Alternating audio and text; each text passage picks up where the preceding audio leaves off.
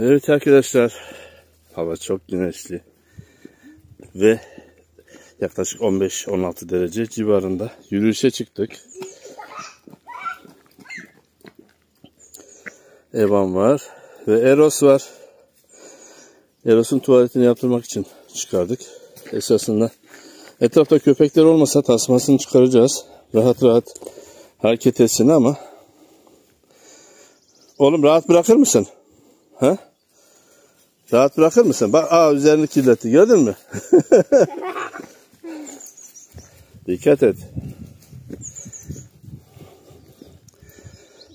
Evet, bizim yürüyüşümüz devam ediyor.